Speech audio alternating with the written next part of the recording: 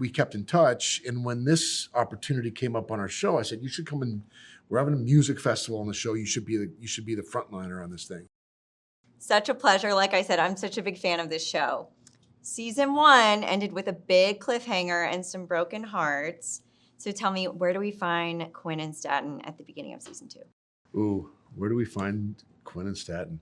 Well, we find Staten just crying into his pillow, missing Quinn so much. No, he actually does. You know, he's just sort of been dealing with his feelings in a different type of manly way. Yeah, he's like that. What'd you say? I'm like over one under another. I'm like the new Ransom's new bicycle. Yeah. Everyone gets a ride. Yeah. That's not probably the way you should deal with something like that. But he is very much. I think it's one of those things where you don't know what you got till it's gone. And I think with her, he's always had this real love for this girl and never really had the right chance to do it. And every time he did, something would step in the way. So I think by her leaving, he finally realizes that, you know what, I'm going to put my pride aside. I'm going to, finally tell her exactly how I feel and let's try to actually make this work. And when she comes back, he finds out that she's actually moved on. So new love interest. Here we go again. We got a love triangle this season. Minka, how does that change the dynamic and really challenge what she always wanted with Staten now that she has another man in the picture? Well, she was pretty heartbroken at the end of season 1, and so it made it a little easy for her to just go, enough is enough. A woman can only handle so much before she decides to move on, and she goes to New York and is playing with the New York Phil and meets this new guy who's everything she's ever wanted in someone. He says and does all the right things.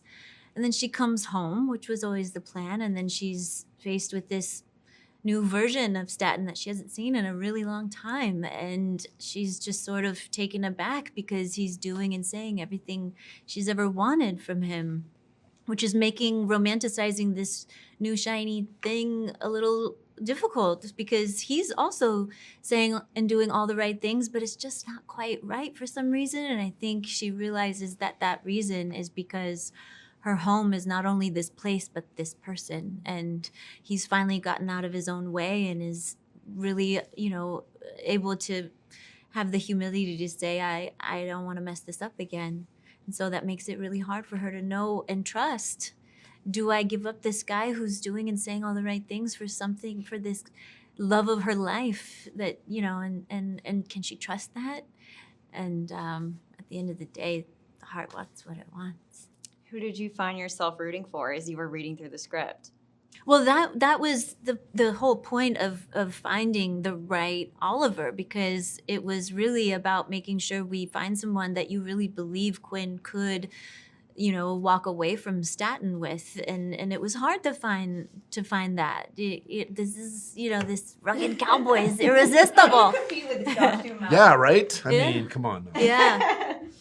Well, fans really fell in love with the romance in season 1. How does season 2 turn up the heat a little bit? Well, I think we did a really good job of sort of building the foundation the first season, figuring out what the show was and how, what these characters and what the dynamics were between all of us. And so it gave us a chance to really sort of elevate from there. And I just love the writing staff that April Blair assembled. I think that they do a great job of sort of balancing, the love stuff with the ranch stuff, with the conflict of the land and everything else. And I feel like everything just feels like it got a little bit more elevated. And I feel like, whatever we did in season 1, we had to beat that in season 2, and I think we did. Well, y'all make me want to move to Ransom Canyon because now you got Thomas Rhett. All you need is that right there. Thank you. Oh my God, I love it. Now you got Thomas Rhett, you got Jordan Davis making some cameos this season.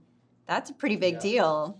What was it like having them on set? Were they keeping you all entertained in between takes? They were. We were very excited about them coming. Jordan Davis, "By Dirt" was a song that we had in our wedding, and like your actual wedding? Mm-hmm. Yeah. No way. Well, that was our song. I mean, maybe it's a weird song to have as a wedding song, but we just loved it. And I reached out to him I guess it would have been a couple years ago, and said, hey, you're going to be in Devil's Lake, North Dakota, performing at whatever casino. We want to come and watch, and I want to sing Buy Dirt with you. And he texts back, he's like, hey, you got it, man. You come on out whenever. We never got to go to the show, but we kept in touch. And when this opportunity came up on our show, I said, you should come and we're having a music festival on the show. You should be the frontliner on this thing. He said, I'd love to. And then I just sort of let the, powers that be take it from there. But between him and Thomas Rhett, I think it was kind of the perfect duo for season, the first sort of festival. The best country music artist out there. I agree. Well, I do want to say congratulations on becoming a girl dad. Thank by you. the way. Is he more of a softie now? I do notice a little softness. Really? In it. I think it's just he's such a great dad, and he's such a family guy, and he is a pretty. You can be a real softie, of course. And also, his little girl smiled at him for the first time before he left, which I think is so precious. She did. She just turned 2 months, so she's brand new. But I've got two rambunctious boys, especially the 2-year-old he's all boy. Axel's a little bit more tender, I guess. But Shepard is a wild man. So to have this beautiful little baby girl now is just like so amazing. You're going to spoil her. Oh. I just know. I know I am. I can't So what? I'm just so thrilled that deserve to be spoiled. Yeah. We're so happy for you. Thank you. Before we go, Quinn is really just fighting for the life that she wants this season. I really admire that. What has Quinn taught you about love? What has Quinn taught me about love? That you can't really control these things. Sometimes you just kind of have to go with what your gut tells you feels the most right. And sometimes, if you could just put chemistry in a bottle and choose who you want to be with, that would, be one thing. But sometimes your heart, you just got to tune in to your gut and listen to that, because the truth is right there. And I think, Quinn really realizes that when she comes home and she's faced with this love of her life. She's loved him her whole life, and then he's finally ready. No guy stood a chance against Stanton. I just knew that. I just want to say I just got engaged. You did? Congratulations. Thank you. I Ain't Saying by Jordan Davis is going to be our wedding song. Really? That was like the song that we connected. I Ain't Saying, that's the one he does with Thomas Rhett, right? No. No, he does that one solo, but I will say, pass along his number. Maybe he'll do an acoustic for me. No, that would be incredible. But he is my favorite artist. Yeah, he's so great. I love him. Great writer. Yeah, sweetest people too. These guys are the coolest. Yeah. They just showed up ready to play. I mean, the fact you had a live concert on set, I would give anything to be at that. They built that thing out too. They built a full-on arena, a festival stadium. Yeah. No, it looked very legit. I was like, darn, I wish I was an extra on that set for that. That was a fun day. We should have had you out I'm from the South, so I love country music. Yeah, me too.